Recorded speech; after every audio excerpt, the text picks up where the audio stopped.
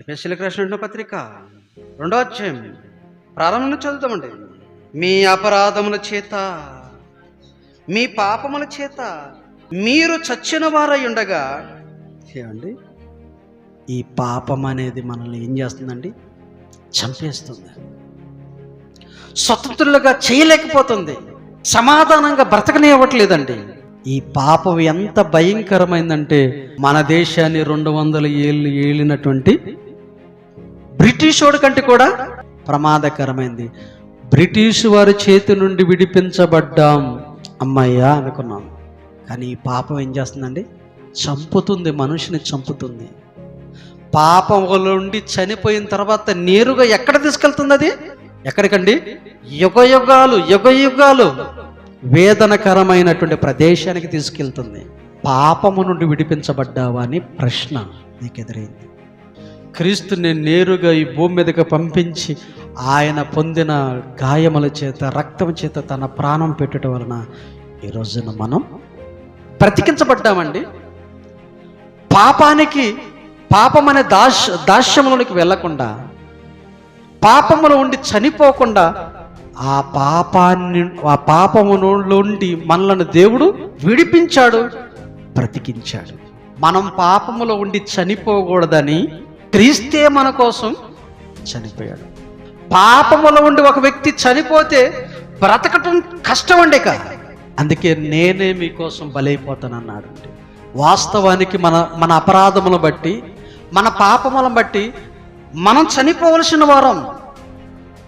కానీ అలా చనిపోవలసినటువంటి మనలను క్రీస్తు ద్వారా దేవుడు మనల్ని ఏం చేశాడు? బ్రతికించాడు. ఎలా బ్రతికించాడు అని అంటే, మనం ఇంకను పాపలమై ఉండగానే క్రీస్తు మన కొరకు చనిపోయాడండి. క్రీస్తు చనిపోయాడు.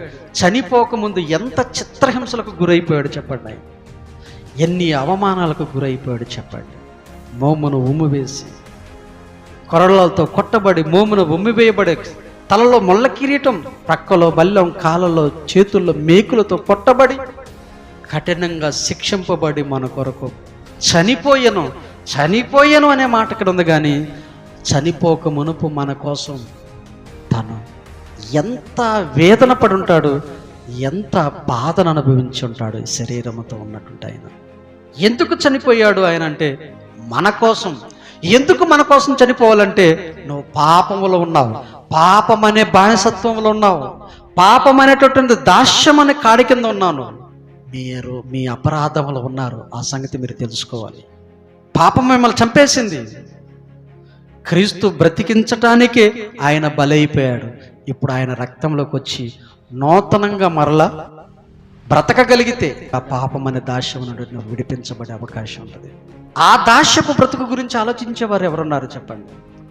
ఆ బానిసత్వం నుండి నన్నెవరు విడిపిస్తారని ఆలోచించే వాళ్ళు ఎవరైనా ఉన్నారా?